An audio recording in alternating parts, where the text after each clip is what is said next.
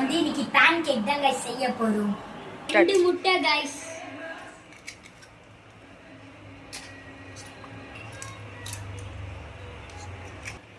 இப்போ வந்து எண்ணெய் ஊத்திக்கலாம் गाइस கொஞ்சமா. உங்களுக்கு தேவையான அளவு கோதுமை மாவு இல்லனா மைதா மாவு. நாங்க வந்து மைதா மாவு தான் गाइस போட்டுருக்கோம். गाइस சும்மா கொஞ்சமா பேக்கிங் பவுடர் கொஞ்சமா தான் போடணும், நிறைய போட்டுறாதீங்க.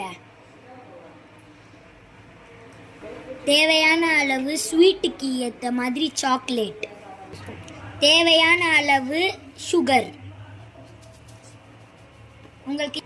உங்களுக்கு எவ்வளோ வேணுமோ போட்டுக்கலாங்க சுகர். இது சின்ன வாழைப்பழம்னால நாங்கள் வந்து 2 போடுறோம். நீங்கள் பெரிய வாழைப்பழம் இருந்ததுன்னா ஒன்று போடலாம் கைஸ், எதுவுமே இல்லை. உங்களோட ஆப்ஷன் தான் கைஸ். நீங்கள் வந்து பனானா போட்டிங்கன்னா கொஞ்சம் ஸ்வீட்டாக இருக்கும், அதனால தான் நம்ம போடுறோம்.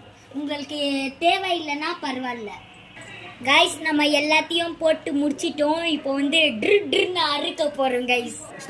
கைஸ் எல்லாத்தையும் அரைச்சிட்டு இருக்கோம். அரைச்சிட்டு பிறகு நம்ம வந்து கன்சிஸ்ட் என்ன பண்ணணும்னு காமிக்கிறோம். Sorry guys, consistency. கைஸ் இப்போ அரைச்சாச்சு கைஸ், வாங்க டேஸ்ட் பண்ணி பார்க்கலாம். நாட் பேட் கைஸ், நல்லா தான் இருக்கு. இந்த மாதிரி மாவு மாதிரி திக்கா வரணும் கைஸ். கைஸ் தவா கொஞ்சம் ஹீட் பண்ணிக்கலாம் கைஸ். சூடாயிடுச்சுன்னா நம்ம பேன் கேக் ஊற்ற வேண்டியதுதான் கைஸ்.